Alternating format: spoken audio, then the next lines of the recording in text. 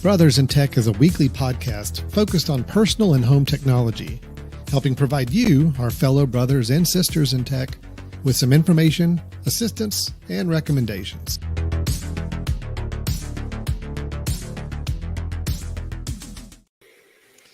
Hello, everyone, and welcome to Brothers in Tech here on the Mesh.tv podcast network. Nothing like just jumping in here hot, Brian. By hot, does that mean unprepared? Or what? Maybe a little unprepared, maybe getting a 2-minute before showtime curveball thrown at me. It's all good. I mean, look, this is live. This is live podcasting. This is why we do what we do. It fuels us. It keeps us going. If it wasn't live, I would have had way too much time to prepare, and it just wouldn't be quite as natural and in the moment as I think the show is going to be tonight because of that. Yeah. So, yeah. I mean, because usually you're incredibly prepared, and this is going to be a different, This is going to be a very different kind of show. No, actually, it's going to be exactly like I was going to say. Notice my sarcasm, right? Notice my sarcasm. All right. Well, my name is Alan Jackson. This is Brian Jackson to my right on the video screen. If you're watching us, if you're listening, we're not in stereo, so you're not going to hear one on one side, one or the other. Although that is a really cool idea for. When are we going to do that? Spatial audio. Spatial brothers in tech. Brothers in surrounding you. Yeah. And a wall of sound. We're not quite there yet. So instead, we are here to talk about technology. We get together every week. We talk tech. We talk personal technology, home technology, whether it's software that you're using, whether it's gadgets and tools, whether it's home automation, anything kind of bouncing around, especially in the Mac and Apple world is kind of where our interest and passions lie. But that's where we like to talk about some ideas and trying to help people out there make better use of the technology that surrounds them right now in their home or with their families. And Brian, today is always kind of something we look forward to every month. It's kind of we get through the other episodes just to get to this episode. Is that kind of the way we look at it? So it's exactly right, especially when we're prepared. But even when we're not, I think we still look forward to this. Oh, we absolutely this is the fun. This is the fun episode. This is our BiTS episode. And for those who are not down with the acronyms, BiTS is our Brothers in Tech Suggestions, BiTS. That is where we come up with a couple of suggestions to share with you of some things that could be a gadget, could be a tool, could be a website, could be an app, could be a home automation device, anything in that lump category of tech, we're here to recommend for you and suggest. And in most all situations, there are things that you and I have either started using or have been in contact using. Sometimes we'll throw out a suggestion of something we're experimenting with, maybe testing, but we want to go ahead and give a kind of an early recommendation on. It's also a good time, Brian, if there are any suggestions that have been made in recent months that we need to retract, or we need to clarify in any way because maybe we were misguided with our suggestion. Oops. This is also kind of a mea culpa time to do that and kind of backtrack on any of those recommendations that we maybe didn't think through quite as well as we should have in the past. So right off the bat, do you have any of those to share, or are you pretty confident with all your recommendations up to this point? I can't say I'm really confident in all of my recommendations. I was going back through and looking at, what are the apps that I'm currently using and thinking back about some of the apps that I've recommended in the past and maybe aren't using anymore. I will just mention one app, Alan, because you, and I can't remember who else was on the show with us at the time, but I did a bit on something called Time, Tyme. Yep. And if you remember that was a timekeeper where you could kind of click it on and saying, I'm working on this task, and stop it a little later. You could do automated. And I think you and whoever else it was, I can't remember at the time, said, we'd love to see if you're actually still using that in a few months. Still using it every day. So that one I'm very happy about. I'm still using that every single day. And the only reason I'm probably still using is because I did set up those automations. So just a quick reminder, this was where you could go in and say, if you have, let's say, 3 different projects that you're working on, maybe 3 consulting gigs that you're doing, and you want to keep track of the time that you're working on each of those tasks, I mean, the easy way has always been in the past, or I should say cumbersome way, but the simple way has been just keeping track on Excel. Hey, I worked at this hour, and then adding them up. So this does that for you, but it also creates billing where you can say, how much am I charging per hour on each of those tasks? And it will calculate that for you. But Brian, the key of it was remind that me the spelling of this one. TYME. TYME. Time. And I think it was time 3, maybe 3. I want to bring time this up. 3. I see it. Okay. Yeah. So here we go. This is the app you're talking about that you're still using, which I think is important to kind of note. Yep. Let's see here. Here we go. Okay. Yeah. So this is it. Yep. This is it. Yep. And I remember I'll you tell walked us you through a little demo of this, and yeah. And just looking back at it, I knew at the time that was a bit of a stretch for me to think that I would continue to do it and be regimented about it.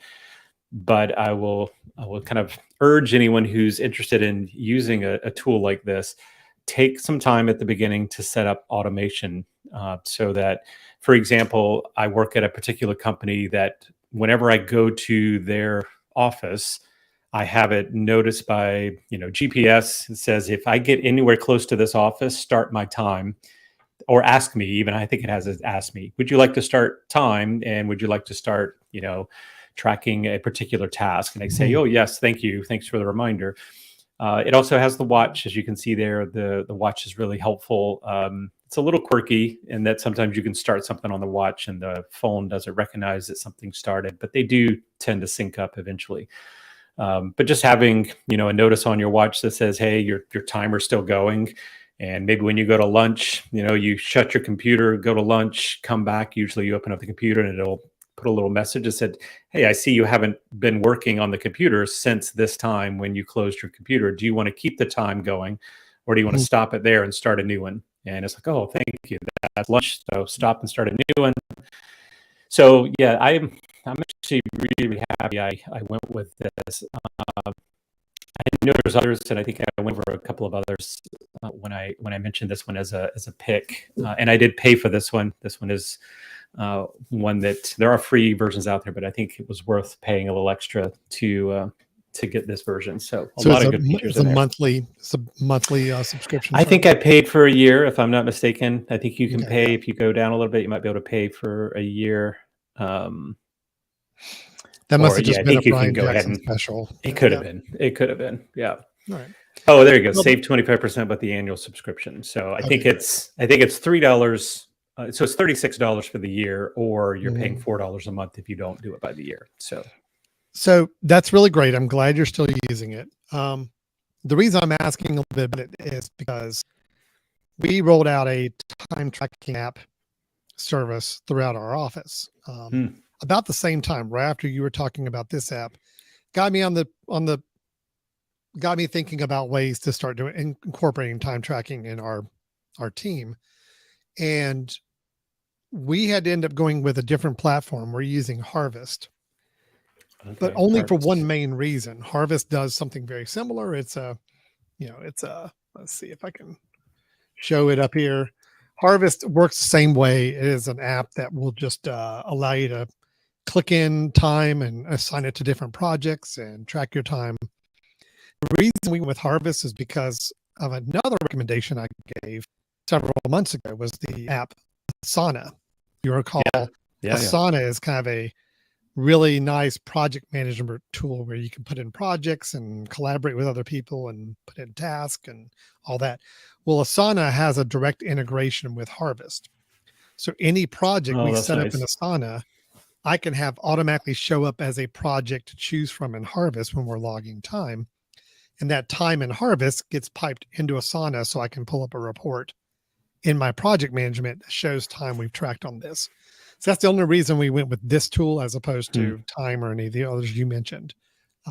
It's because of that integration that we were using. So Alan, does this one, it looks like it's an app and a web interface, I'm assuming. Is it also phone, mobile tracking, that sort of thing? Yeah, it's got all the same things. It's got a mobile app. It's It has a desktop app. It can even be it's a little desktop widget up in the top. You can drop in Okay. the menu bar. Nice. It does And not what's have the quite pricing? Do the, you know? it's not It's like good.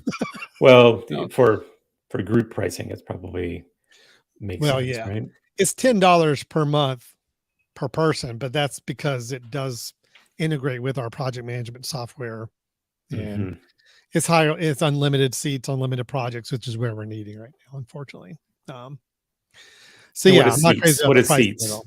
What does that Like mean? individual Seats. people, like I've got all 5 of our team members Oh, okay. So it's with a not. seat on this. It's Yeah. 50 So it's bucks. $10 for your company a month, right? No, $10 per seat, It, $50 a month. oh, I gotcha. Per seat Yeah, per month. Oh, $10 a yeah, yeah. I'm person. not reading it. Yeah, yeah, Okay. yeah. No, I'm Yeah. not So that's happy about the pricey. pricing, but it's Hmm. unfortunately it's the only option that would Yeah, to do that build in. project management. Otherwise, I'd have to keep going in every time we add a project on the one project Yeah. management tool. I got to go add that project on the time tracking, and then I got to feed the hours from there. If I want to do a report in our project management, I'll have to bring those hours back in. It's just, I don't like paying $50 a month for it, but it's $50 of time that I'm saving, not having to do this manually that I would have to do every month anyway. So, Hmm. plus it also is nice for billing purposes. You can put in hourly rates per project per different task. So if you really wanted to be calculating, how much money time you're spending on certain things, you could say, all right, well, this client has a budget of $1,500 a month that we can spend on it. So I'm going to notify you if the collective hours across your team on this project are getting at 75% of that budget throughout the month. Hmm. So you can start to see, okay, well, how many hours are we really putting in versus the budget that we have for this client per month, and notifying us if we're going over our hours or if we're drastically under as we get later in the month. So there are some nice things to it. I'm not happy with the pricing. I wish it was a cheaper option that would work the way we want it to, but that's what we've got. So, Yeah. Yeah. so anyway, now, unfortunately, if I were to pull up my time tracking for even like this past week, it would not be accurate because I'm not very good at tracking my time. I do a horrible job of it. Um, I think just about everybody in my team does a pretty bad job. We're none of us are good at tracking our time. Well, I tell you, like I said, I would be really bad at it if it wasn't the automatic and the reminders. So the other piece you can set up is say, I say at 9 o'clock in the morning, put me a ping me a notification that says, "Did you want to start a timer? You don't have a timer going yet." So just a reminder to go, "Oh yeah, I guess I am working on something, or So I in other should go words, back and fill something in." Right? you are working, right? I mean, you are Right. working on something. Okay, good. Just want to make sure You could because put that reminder every hour, but like, by the way, are you still not working? Are yeah, you I still haven't not seen. working? Hey, Brian, I haven't seen you do anything today. Are you okay? Yeah, we're gonna need those TPS reports. That would actually be a really funny reminder to put in there. Yep. All right. Yep. Well, good. I'm glad to hear time is still working for you. If I Yeah. was not working with a team that I needed to share hours with and working with an already established project management system, time, when you showed me time, I'm like, yes, this would be perfect for me. I would use Yep. this all day long, but I have to unfortunately roll with a different option because of what we wanted to integrate with. So, yeah. Okay. Well, good. That's a good follow up on that. Yeah. Um, Yep. So did that help you, given your lack of preparation, that give you some extra you time gave there, me, or is you gave me harvest your just your pick now? You gave me just enough time, man. Just enough time to Great. come up with something new. We're good. Nice. Let's go ahead and jump into our new Let's do brothers it. and tech suggestions for the month. And Brian, since you did that time update first, as kind of a reminder of where we are with some past ones. How about if I go ahead and bring up a new one Let's first? do it. All right. Yep. Okay. So let me. This is a little bit of a follow up to a previous one, but this is now an additional brothers and tech suggestion on top of one that I gave before. I explained to you a few months ago. I'm looking over my shoulder here because we had the automated curtains. Okay, for anybody who was not with us in that episode, I had put in as a brothers and tech suggestion several months ago. I put in what's called a switchbot curtain I believe this actually the name of it. SwitchBot. Let's get the name right here. SwitchBot curtain rod. And let me show you what that looks like here. Here we go. So this is an automated curtain opening and closing mechanism that works with your home automation software. Now, that's the way it kind of fits into your curtain. It works really nice. You have two of them if you have a double open curtain. I've got that working right now in the curtain over my shoulder here. So if I were to go into HomeKit and say if I wanted to close that curtain, I can now pull the slider on my HomeKit. And as you can see behind me, they are closing. Ooh. Okay. Really cool. I love it. Yeah. Great. Yeah. Here was the one drawback with that when I bought that product. And we talked about this, is that it did not have HomeKit integration. Mm-hmm. Okay. It was one of those tools where you could use it. It had its own app that you could get on your phone for SwitchBot, the company that makes it, that will let you to control it. And it would work with Alexa or work with Google. What's the Google? Yeah. Home? Google Home. Yeah. Google Home. Mm-hmm. But it would not work with my HomeKit. I had to go in and rig up a using the RF hack that we talked about a while back, the little RF receiver, go in and program that, find the codes for it. It was kind of a mess to get it, but once I got it, it worked. It worked fairly good. I mean, it was maybe there were times occasionally where the curtains would not open all the way up when they're supposed to. Little tweaks, little things that kind of were a little bothersome with it, but it worked for the most part. I was pretty happy with it. Well, the company SwitchBot actually just released a new product, and this is called the SwitchBot Hub 2. There's a couple reasons I want to give this as a suggestion. I have one here to show. Okay. Ooh, This is a hub. It is a hub just like you would get for any other home automation system, where it is a little device you plug into your network, and it's meant to communicate with the devices that are made by this manufacturer in your home network. But the Hub 2 does a couple things a little different. First off, let me hide this. As you can see from my demo, it is an actual little screen. It's got a little stand on it, so you can set it anywhere you want. That is obviously temperature you're seeing there. It has humidity across the top as well. Now, I've got it turned off right now, but there are actually two buttons. Oh, right there they are. Oh, yeah. That you can program on the front of this to do different things. And you can actually make them hot buttons to trigger actions or scenes as well. So imagine you've got this just sitting on your desk. It's just a nice little keeping tabs on your temperature and humidity. But if you had a couple of programmable things you wanted to do, let's say if I wanted to have the curtains open and I just want to do it right here from my desk, I could just program that as a hot button and do it. The reason though, Brian, I'm bringing this up as a suggestion is because this is one of the early devices that has been rolled out that has the Matter technology communication in it. So SwitchBot announced that this device supports HomeKit via Matter. So what that means is that if you already own the SwitchBot curtains, which I did, automatically by rolling this hub out, it makes it HomeKit enabled. Now work with HomeKit automatically out of the box. Nice. So it's backward compatible with some of their older products. So I took out the smaller, cheaper little hub that I had before, swapped it out with the new hub, and right away, as soon as I did, it gave me the option to go ahead and take these products and map them in the HomeKit. I open up HomeKit, they show up as new devices. Now I can control them without having to use that RF receiver. So for those, if I'm saying some words that are maybe getting a little complicated for some people, the reminder here is that not every device that comes out for home automation is equipped to work with every platform. Unfortunately, HomeKit, the Apple platform, is the one that kind of gets the short end of the stick on a lot of products.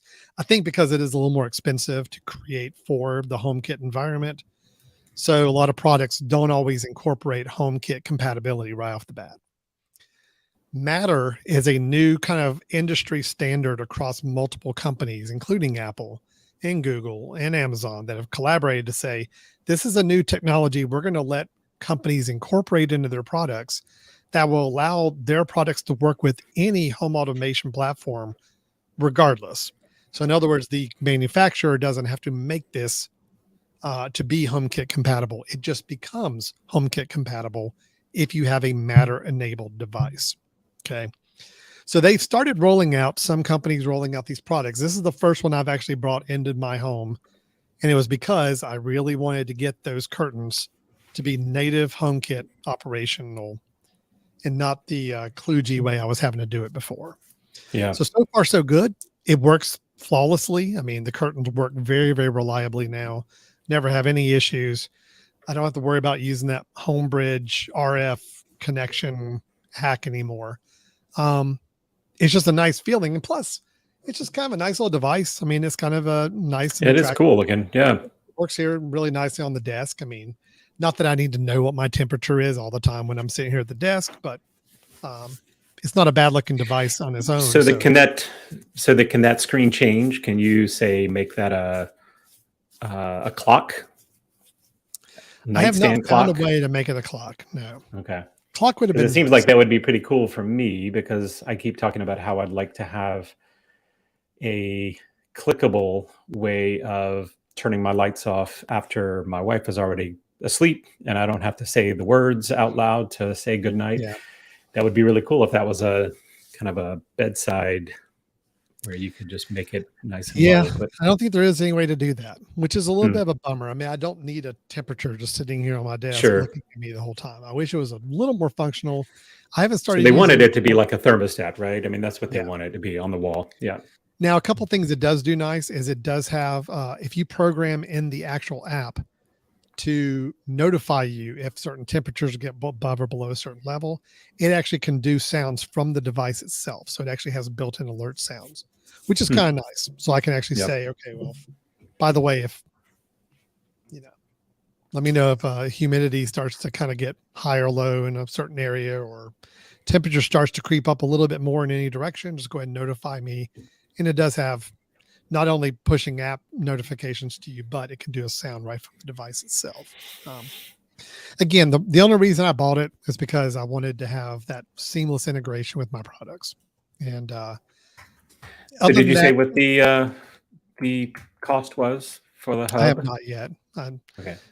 One other thing I'll just mention before I get to the cost, it also is ambient lighting sensor. So another thing you can tell it to do is if you wanted to do a little programming on it and say, if this light sensor, if the light drops to a certain degree, then turn on the lights in the room or something. Again, because it's HomeKit compatible, you can now start to script it that way. So having a light sensor in there is kind of nice because I don't have anything in the room that really detects the lighting in the room. This device now does. I have everything based on time of the day or sunset or sundown. But if I say, look, hey, if it starts to get really dark, like it's storming outside or it's really dark clouds, go ahead and crank the lights up in here. This has a light sensor on it, so it could do that. The pricing on it, $70. So not cheap, but I am planning on rolling out at least 2 more curtains, automations in here. So right away, that starts to kind of make sense. And once I get that in place to do that. So $70 for the Hub 2. They do still sell the original Hub, which is only like about $40. But that original Hub is not Matter compatible. So you would still have to, if you were going to use it with HomeKit, any smart switch bot devices, you would still have to figure out some way to hack that together.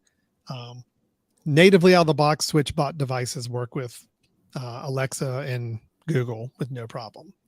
They have a nice kind of array of products. They got the different blinds and curtain rods. They've got some home security devices. They've got some light bulbs. Overall, pretty good. Again, the curtains are the only thing I've really gotten into playing with. Have you ever, Brian, seen, I'm getting a little off topic here, but have you ever seen the actual, where is it? The switch bot. Here it is. The actual switch bot. Have you seen this? No. Okay. Oh, wait a minute. Is that a manual? A manual click? Oh, geez. Yep. Okay. This is what they got started doing before they rolled out other home automation devices. This is a product this is not my recommendation. I've never used it, but it just looks fascinating. It is basically, you see the diagram. It is taking manual switches. What for those on audio? If you have a push button or an older style light switch or something that there's not a way to automate it, this is a box you can affix directly below or to the side of your switch. And the box has an actual little retractable movable arm device that is meant to reach out and click your light switch or push it in a direction you want to. Wow. Yeah. So that's what I this thing does. mean, Look, creative. they've even done it for, you see it on a coffee maker here. If it's a button that can be activated by a sliding switch coming over, you could actually do it. I think this Okay, really, I have not so found a good application yeah, for it yet, but I'm I was going to curious. say the coffee maker is an interesting one, right? Because we've talked about this before, where you can't just make a coffee maker smart by putting it into a smart plug. Right. Because if I just plug and turn my coffee maker or plug my coffee maker in, it doesn't start brewing. It needs the button to be pushed to start brewing, right? So this is a way of keeping your coffee maker on all the time and having the manual push button actually start to brew at a certain time, right? You've set it up and Yeah. so yeah, turning old devices into things that were set up not to just, so if turning power on something actually makes it not work yet, but just turns it on. I'm even thinking, Alan, you talked about an air conditioning unit, right? If you go and plug an air conditioner in, it just powers it up. It doesn't necessarily turn it on. But if you had a manual push button to turn the on and on button at that point, maybe then you start to get, the use of this, right? It's That's possible. Yeah. interesting. Yeah, Very that's possible. interesting. It does show on their diagrams, it cannot work with a very, very basic traditional light switch, but it can work, as saying, with a little more modern toggle switch for a light switch, or other little ones that basically this box has to affix in just the right position to where the little retractable arm will actually depress or slide over whatever button you need to turn on. Anyway, I just thought this was really fun. Here's one with an alarm clock. You see it on top of the alarm clock. Yes. Oh, So that's anyway, fun.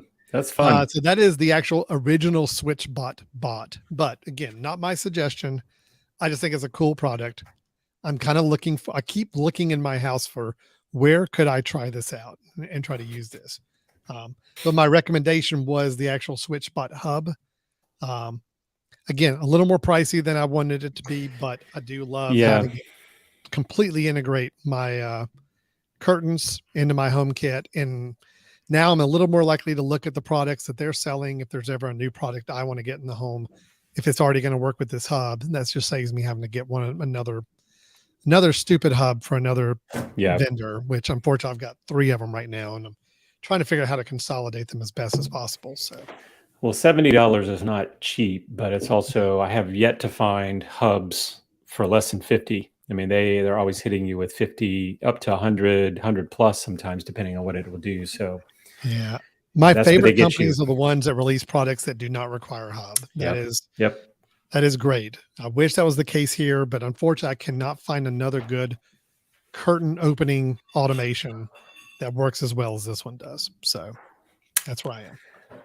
That was my recommendation, is the SwitchBot Hub 2. If that is a reason for maybe somebody to pull the trigger and doing the curtains or some other things in a HomeKit environment, this is the way now to do it. So very nice. Well, I am going to change. I'm going to do a little shift here of change what I was going to have as my first pick based on what you just presented. So, Alan, I'm going to show something that I think you'll appreciate now that I've heard what you've said. So, Alan, if you want to go ahead and share my screen. So I'm going to show you what I have recently installed in my house for a couple of different reasons, which is the Casa HomeKit Smart Dimmer Switch.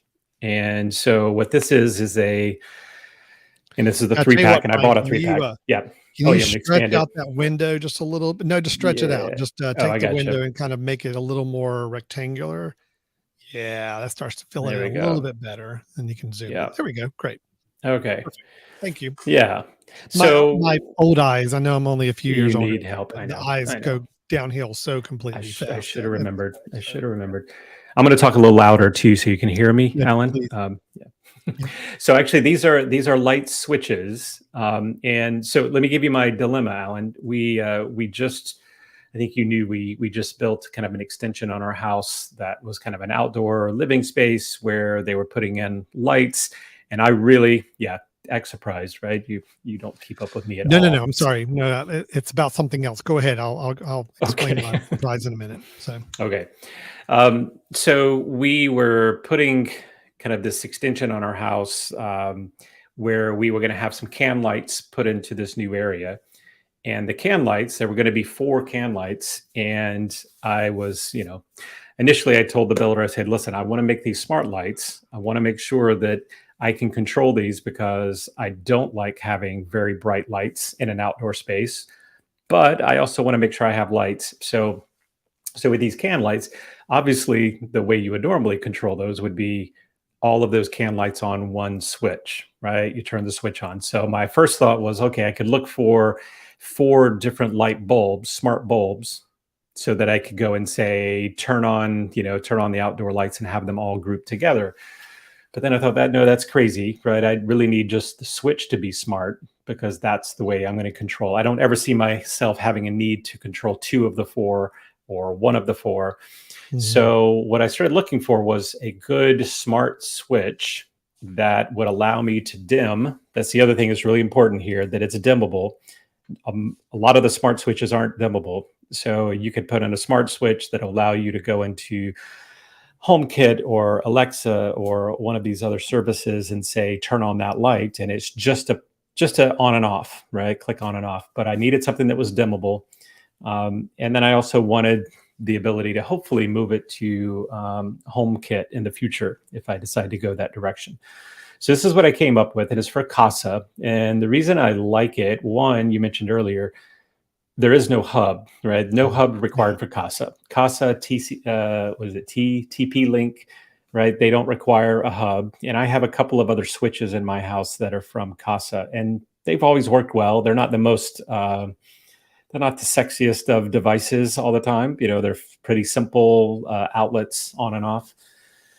But I ended up using these, and what's nice about them is they will fit into a regular light switch area. I ended up Okay. putting 2 of these next to each other. Okay, so on our outdoor space now, we have a center light that's like a chandelier light, and then we have 4 can lights that are all on one switch. So there's 2 switches for the chandelier light and for the can lights. I made them Okay. both smart, put them both into a dual gang, the Mhm. double gang light switch box. They both fit. Linked them both up, and it actually did a really nice job. So I can now say through Alexa, turn on the outdoor chandelier to 20%, or turn it on to 100%. Mhm. Or I can group them both together and say turn on the outdoor living area to 50%, and it does both of those together because I've grouped them. So works really well. Price wise, it's one of the best prices that I found for these types of switches. So for those who can't see that, that's $60 for a 3 pack, so you can get 3 of these So to be able to do my that. eyes got big at the beginning of your recommendation for 2 reasons. One, I did not know that Casa, whatever they're pronounced, TP Yeah. Link Yep. had released light switches that were HomeKit compatible. And then 2, the price. Yeah, Yeah. $60 for 3 is pretty nice. So Yep. Yep. And it's nice. Now I read a lot of the reviews of these, and you'll see a lot of these out there. Some that are not the brand name that Casa is. You'll see some that are just Chinese company makes one and says, oh, it's dimmable and it's whatever. And if you start reading the reviews, you'll see didn't last very long, or the buttons are not easy to click. I'm not the biggest fan of the way these buttons work. Let me just tell you quickly how that works, Alan, if I zoom in here. All right, so you can see, let's see, there's two buttons at the top of the switch, and those are the kind of dimmer up and down. So if I were to click the top right button, I could keep clicking it and it would make it brighter, click the left and make it dim. The center button is actually just a toggle switch. So that big center button, you click it once and it's on, you click it again and it's off. So it's not a toggle up and down, it's just one click in, which is okay. But the beauty is we installed those 2-3 months ago, and I've yet to actually touch the buttons because everything just does by voice. So that's Brian, nice. question. Yep. If you go up or down on the dimmer level and get it to a certain level, and then you hit the big toggle button, it remembers. And then it remembers it. So you toggle back on, it does come back up to that dimmer level you set. Correct. Yeah. If you did everything manual, you say you put it up to 50%, turned it off, it goes to 0, turn it back on, and it goes to 50 again. Good. Yep. Okay, great. Yep. Good. And so it's really nice. It does a nice, as you see here, it's got the fade on and off. It's not a kind of just all on really quickly. It does a nice, fade to turn on and fade to turn off. And it does a nice job with that. And even the setup of this, I thought was pretty interesting, Alan. I had not done one of these switches before, but you went into the app, the Casa app, and it would say, all right, we're going to turn this on all the way. And we're going to have you kind of click down the dimmer on the app until it starts to actually make your light change. So what I noticed initially is that depending on your bulb, it may, 20% may show up as nothing. 40% shows that it's on. But you go and you dial that in. And you say, okay, right there is the first time I see the light. And right there is the highest I've seen the light. So it changes that's now the 0 and 100%. And adjust it from there. So nice. So this was really great. I'm working on ways to try to use the third one in another area, but I bought it for the two. Getting 2 at this price, or getting 3 at this price, was even better than getting 2 at some other companies. So so far I highly recommend it. And as you see, not only is it Alexa, Google Home, smart things, but also the sorry, Alexa's talking to me. But also the HomeKit, which was a big thing, I know, for you. Yeah. So I hope everybody understands and pays attention to the fact there is the HomeKit tax on top of this. They make a version that is not HomeKit compatible for $12 cheaper. The HomeKit version is $12 more. So you do, just like everything with Apple and Mac, you end up paying a little bit more for to get it to work. You're right. But, now this other one, I was just noticing there's $50 one. Let's see what this one does, because it seems to look like it's saying HomeKit. It's not a difference here. Oh, there's not a dimmer. So, and that's the other big thing. Yeah. Make sure not all. You would think that as a smart switch, it would just naturally be dimmable, right? Because it's going to go and give a certain amount of power, but it doesn't. You also need to make sure, though, your lights themselves are dimmable. Make sure you have the dimmable bulb and the dimmable fixture itself. The fixture needs to be dimmable and the bulb needs to be dimmable and all of that stuff. So, but this is good. Very good. Yeah. I like the price. I like HomeKit out of the box. I like no hub. It's all good stuff. So I have definitely got this one bookmarked as something to consider myself as well. Good. All right. All right. You got another one? I do. And Brian, I can't remember. I cannot remember if I've mentioned this app or not, but I've got a reason for recommending it, even if I haven't before. Even if I have mentioned it before, there's at least a reason I'm going to bring it up again. Desktop or financial management software. We've talked about some different services. We even had episodes in the past where we talked about some different services available for people to manage their money, manage their finances, manage their investments, and so forth. I use some online services to do some different aspects of my financial management, but I've always used a desktop app to make sure that's my checking account management. That's my credit card management. That's my investment management, all in one app, and it's a desktop app. But also having a mobile app is a nice function as well. And again, I cannot remember if I've recommended this or not, but this is the app MoneyWiz. I am bringing it up, even if it's been suggested before. I'm bringing it up again for a very, very key reason. MoneyWiz is the app I use for personal finance. It has gone through several iterations. I really like the latest version. It's very, it's very easy, simple to use, graphically pleasing to look at. It does everything you need to do. It'll sync up with your bank to download transactions and sync them on your checking account. You can have a cloud sync of your account. So that means if you install the app on your phone or on your iPad or any other device, you can sync them all together. So it's always got each other up to date. Let's see here. Yeah, you basically go in, create all your accounts. It'll do automatic updates whenever you open up the app. It uses a kind of one of those online transmission services to communicate with your bank and download transactions. You can set up budgets. You can do all the things a good personal finance app ought to do. It has a really nice bill reminder. Like you can go in and put in every month on a schedule and say, well, look, on the 10th of every month, I normally have this bill come in.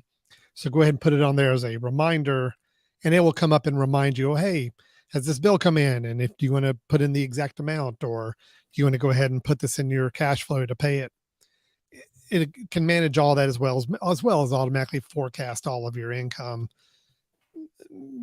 paycheck deposits, whatever. You can forecast all of those and put them on a schedule, and it's pretty nice. I've been using this app for a while. I think because years ago I struggled with finding a really good desktop app that I wanted to use for managing all this.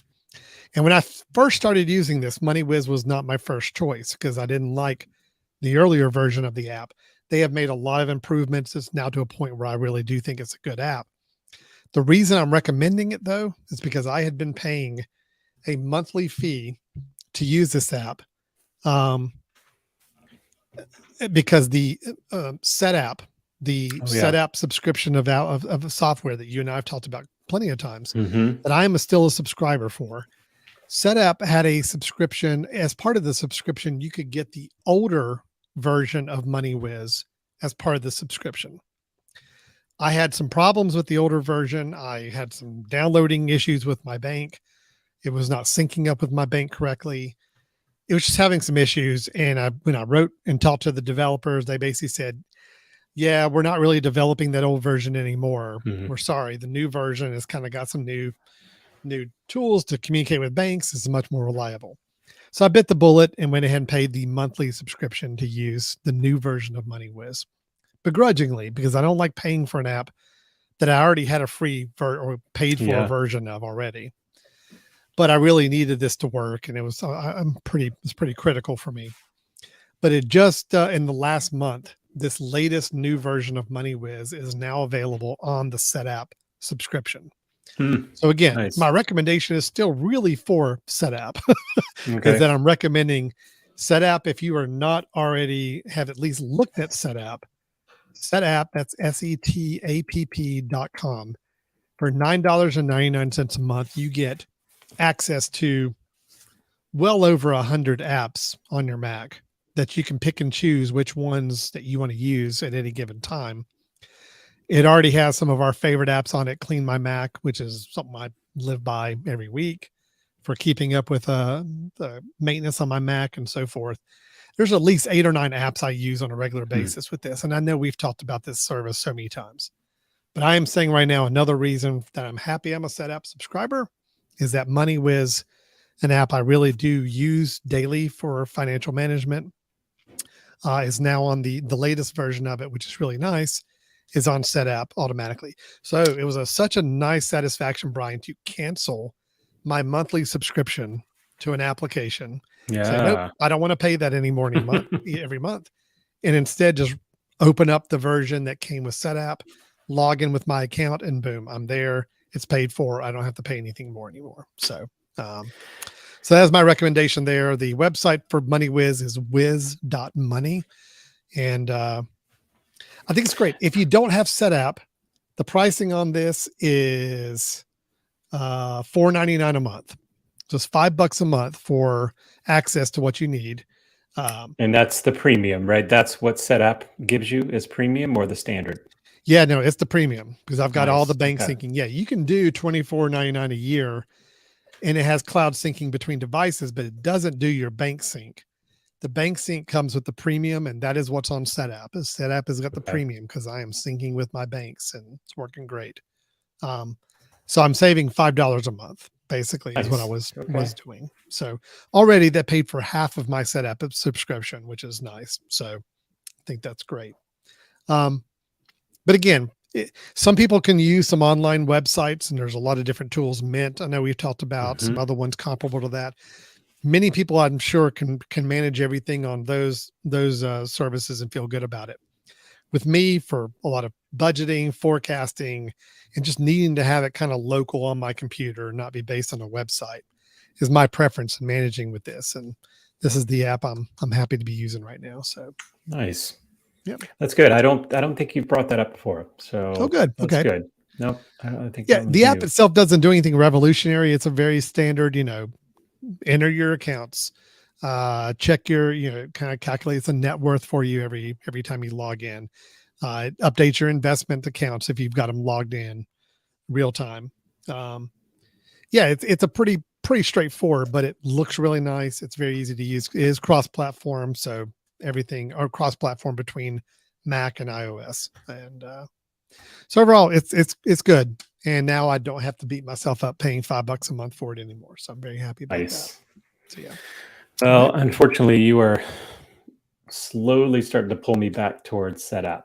I have not been with Setapp in a couple of years now, and I realized that I'm now using a calendar, BusyCal, that's part of Setapp, and I clean my Mac as part of Setapp, and now you just gave me a third one that I think would be really helpful. So yeah, Brian, it may be pulling me back in. There are 12 apps I use on a regular basis with Setapp. I'm using To-Do is my to-do list for my personal to-do items. I use Bartender, which is the menu bar organizer that allows you to kind of keep your menu bar a little tidier with icons. I use BusyCal as my calendar right now. That is part of it. Busy Contacts is kind of the supplement for the address book I use. ChronoSync Express is a nice synchronization I use for anytime I want to take a drive, an external drive I've got, and I want to duplicate it to another drive. It can sync it up really nice. Clean My Mac I use. It's got a VPN app on it that I use whenever I'm traveling and I just want to kind of turn on a VPN to keep secure. Downy is the app that allows you to download videos off of YouTube or Vimeo, which I use about daily.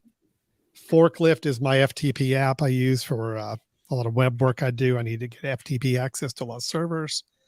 And then MoneyWiz, the app I just talked about. So that's worth $9.99. Yeah, for sure. You absolutely are making use of it. That's great. Yeah. Very cool, Alan. Yeah. I think you may have given me something to try. Do you know, do they have a trial period? A trial on which? Oh, on just MoneyWiz. To see if it's worth. I know they've got it on Setapp, so I guess I could do Setapp trial. It's a 1 week trial. Okay. 1 week trial on MoneyWiz. And Setapp, Setapp, I think, does a 1 week as well, doesn't it? I don't know. I've got it right here. Let's see. Setapp for 7 days. Yep. Try free for 7 days. So yeah, I might. Yeah, interesting. 7 days is just long enough to feverishly try to get it all set up and installed, and probably maybe not enough time to really put it through its paces, but Nice. Do you have a second one, Brian? Or I do. I have cash out here. Nope, I do. I've got one more, and this one will be fairly fast because I can tell you that I'm gonna give you a recommendation for something that, one, I don't think you'll need, Alan. I'm not sure us or any of our friends might need, but yet I found myself needing it for a very particular use case, and so I thought I would share it with you. So one of the things with some of the consulting work that I do, where we're working with mobile applications and trying to get these apps to run efficiently and all of that. And I had never really paid attention much to the overheating of mobile devices and how that can affect the performance. Because, for us, if you're using your phone and scrolling websites, or you're, looking, even playing a game, that you may not notice that it's the frame rate might be changing. If you're using video, the video frame rate might change. The ability to process certain things start to change. When your phone overheats, and any device overheats, the performance starts to suffer. So I knew that was the case with computers. I guess I didn't really thought that would also be the case with phones. I know sometimes I've used my phone, maybe with video and all of that, where it started to get warm, but didn't realize the degradation of performance until I started looking at things like frame rates and all of that, and seeing that heat was absolutely affecting the performance of some of the things we were doing. So interestingly, we thought, well, how are we going to continue to use this? Are we going to have ice packs that we throw on there? Are we going to, turn it off and make sure we turn the screen off and set it aside, but we can't use it for more than a few minutes in a row because it was a heavy processing? And turns out they actually make what they call phone coolers. So this is a fan that goes on the clips on the back of your phone and will help cool it down. So here's the phone that I've been using, and I just actually turned an app on that would make it warm up a little bit. And I'm going to throw that away. Let me see if I can this one. I want to see if I can get you bigger on the screen. Hold on here just a minute. Okay. Nope. Well, let me do this other way. All right. There we go. All right. So here's the phone cooler. You can see it's just a fan that clips onto the back of the phone. So you'll see now it's on the back of the phone, right? I'm just going to turn it on. Where's the on button? Yep. Okay. And I don't think, you can probably barely hear it. I'm going to put it up to the microphone. I hear it. Sure. You can barely hear the fan, right? Okay. Yep. You can't really hear it. I can't hear it with my headphones in. But what's nice about this particular one, and again, I'm putting it up here close to where the cameras are, and that's where a lot of the heat builds up if you're using the phone a lot. And sure enough, this particular one, and I'm going to share a screen with you here. And there we go. Let's see.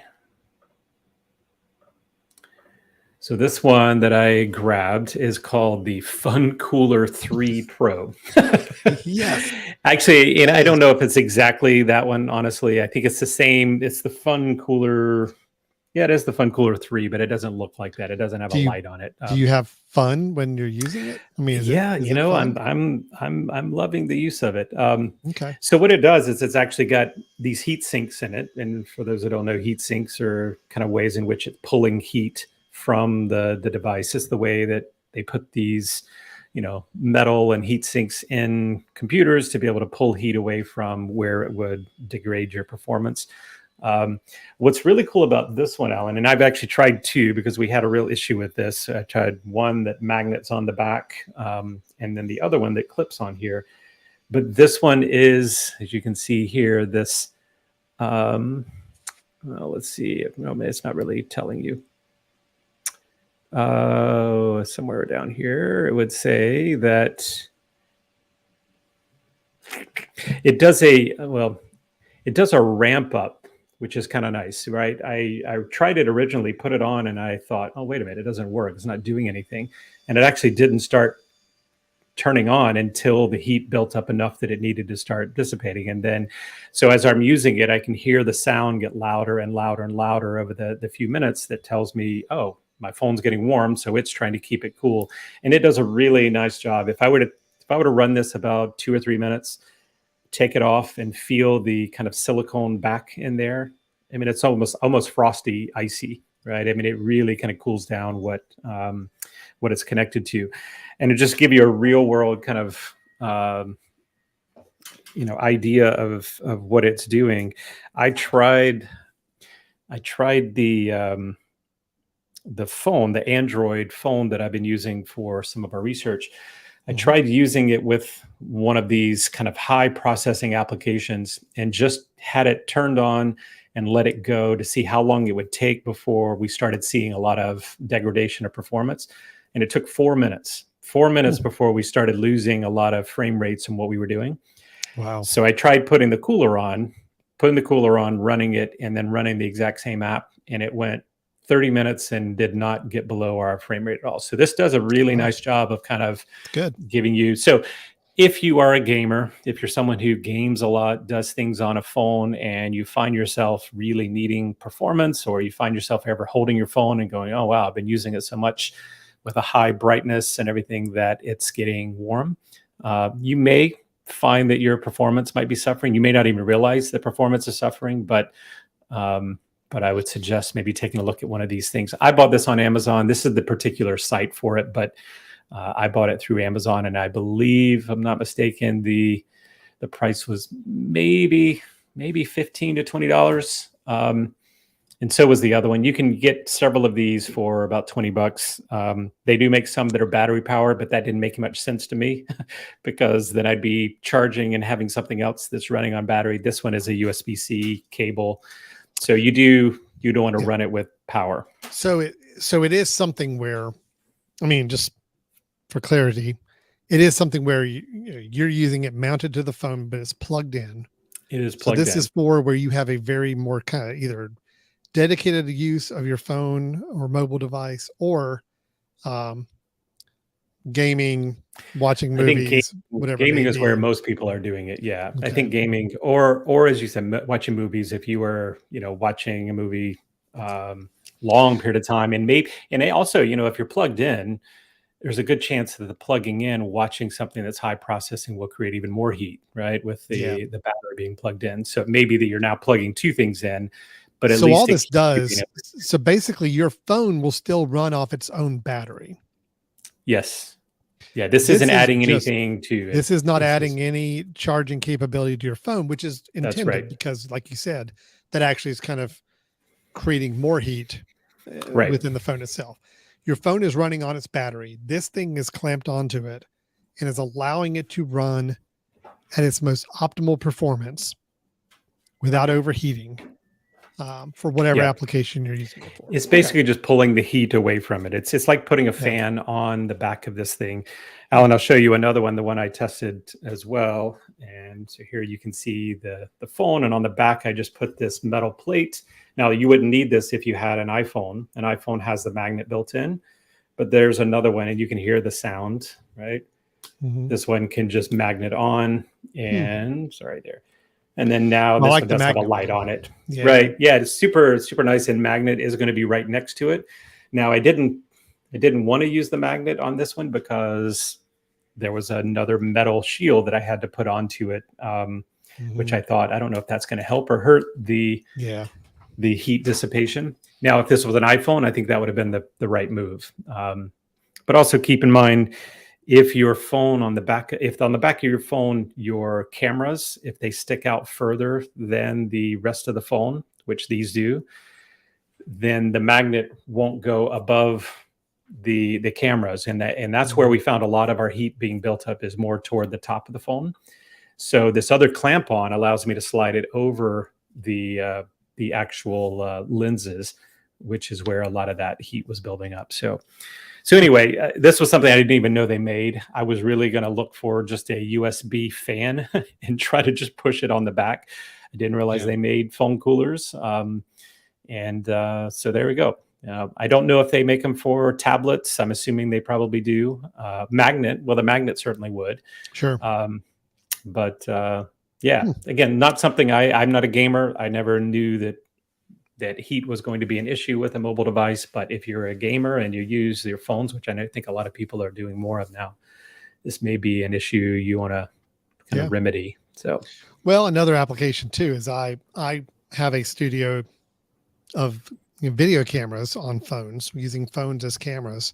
Yeah, they're all staying stationary. They're all staying, they run for a couple of hours, but they are processing 4K video that's being fed back to our studio equipment for us to do a live production on. this is the kind of thing that could be probably helpful. I have noticed sometimes when the cameras do get a little warm, I've noticed that, yeah, I haven't quite seen any degradation on video performance, Yeah. but I've got to imagine there's probably something going on there if it's Yeah. getting warmer. So it's Or kind maybe of taking longer to process, something Yeah, like that. right, Mhm. right. Interesting. Yeah, the only thing would be I probably wouldn't use it for video if you were using audio from the phone as well. No, If no, you had no. remote mics, then you're Yeah, good, we're using right? external mics that are Because this fan will routed crank up. outside of the Yeah, phones. But yeah. it's good to But know there's these two facilities. that I just showed Yeah. you, Alan. The magnet one, the reason I didn't like it as much is you plug it in and it is just full blast going all the time. The Mm, other one did this really nice kind of ramp up. And then if you were to turn it off, it would also, I think, shut off and kind of protect itself from overheating or working too long. So there's some really nice parts about that you could actually have it on and maybe it doesn't need to work, right? It's not working because you're not overheating yet and it'll turn on when it needs to. So it's kind of a nice okay. little sign to you that, hey, we're getting warm here and may need to control it. So Good. yeah. The Fun So anyway, Cooler 3 Pro. I did not even know these existed. So this is I it's didn't either. interesting. Yeah. I didn't either. What's the price So on them?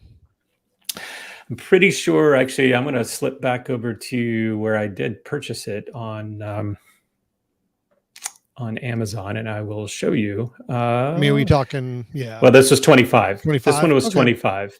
All This right. one was 25. Yep. And That's there are pretty some reasonable. from $10 to, I think this was one of the a little bit more expensive ones, probably because it does the ramping up and all of that. I think the other one was more like 15, the magnet on. So 15 to 25 bucks. You're probably Yep. in the neighborhood of these Yep. kind of things. Good. Yep. All right. So, yeah. Very nice, Brian. Very nice. Good. Okay. Well, we covered a couple of new products, a couple of new updates to existing products. It's kind of Some nice. smart home stuff Smart home and stuff, always good. financial and cooling your phone. So Yeah. And just I'm glad you brought up a couple of the things. I'm glad we talked about home automation a little bit because I'm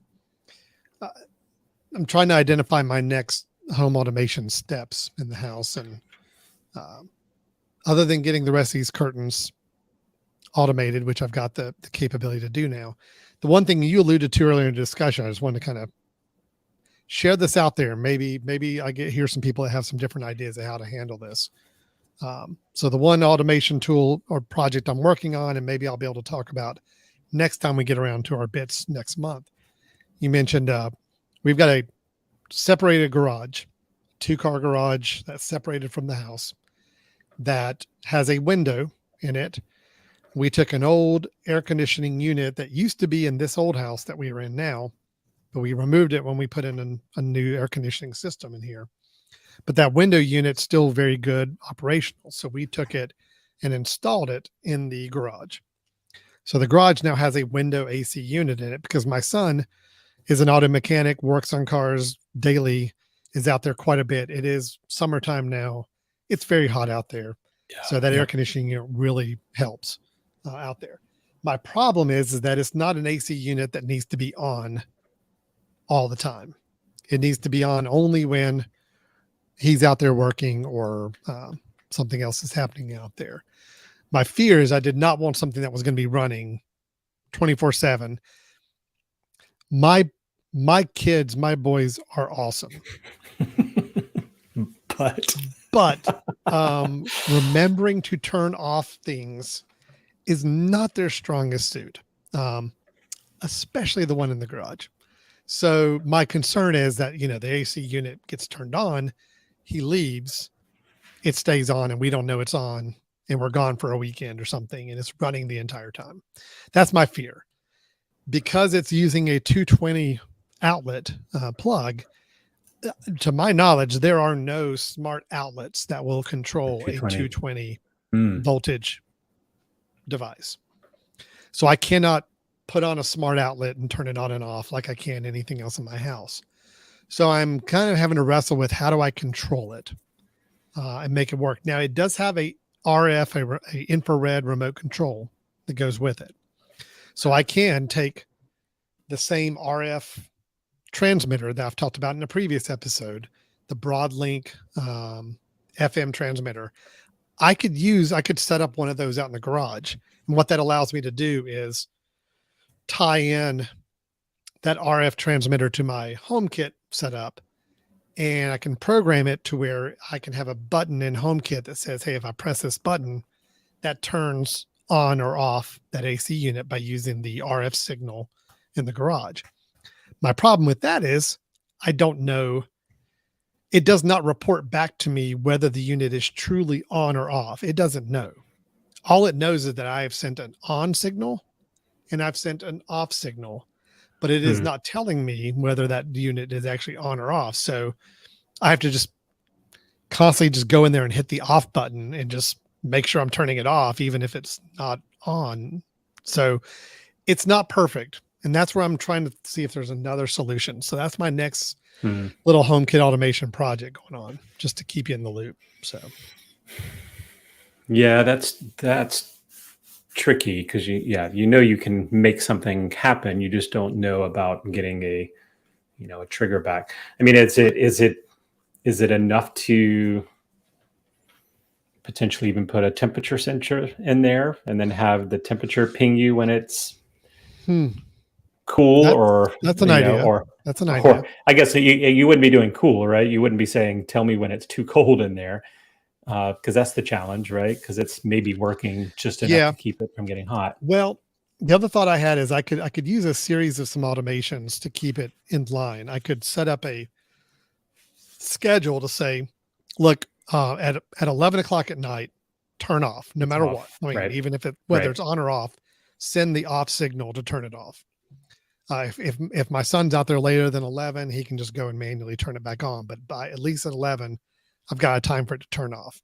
And I can also set it up to say, if we're all out of the house, meaning we are gone from the house, to make sure it's turned off as well. So there's a couple things I can put in to kind of put some boundaries on it to make sure it doesn't run all the time, which is the number one goal there. But that's the whole thing with this. God, we're getting into another subject matter. And I know this is a BiTS episode, but we got to talk about home automation. I just got to at least throw this out there. That's the only problem with those RF transmitter.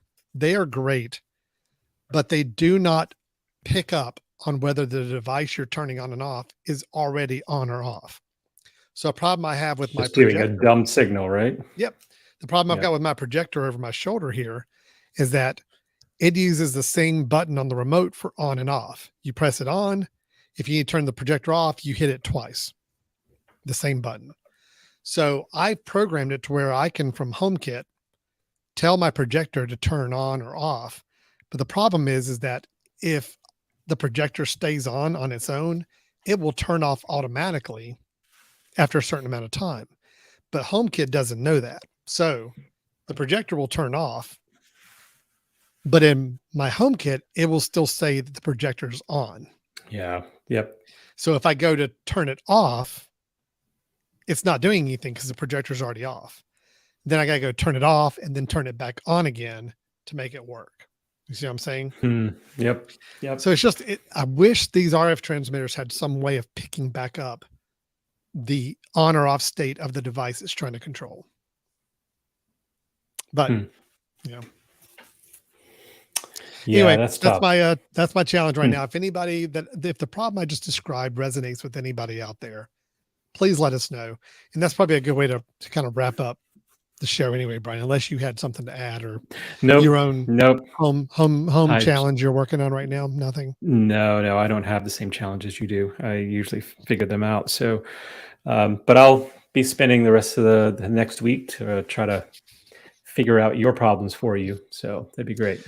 Well, if anybody wants to see if they can beat Brian in helping solve my problem, Brian, how can they reach out to us and let us know they have a solution for it, or just anything else they want to comment on from the show? Yeah. First of all, if you have a solution, why don't you wait a little while just so that I get a chance to fix it? But if you, after that point in time, want to send me a solution, it's info@themesh.tv.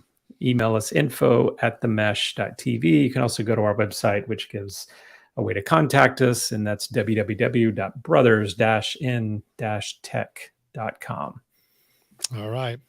That'll do it for today. We're going to go and wrap it up. Thanks for checking out our BiTS episode. Hope you found some interesting products or services, or maybe just something to keep in mind for the future that in case the need arises. As always, we will continue using these products and be able to report back if there were any issues or things we need to amend our recommendations for in any way. We will certainly do that. Brian is still time tracking. We're happy to hear that. I am. I'm keeping track right now. We're going a little over time, so let's go we got to wrap speed it up. here. Yep. All right. Listen, everybody. Thanks a lot for watching. We will talk to you guys next week. Take care. Bye-bye.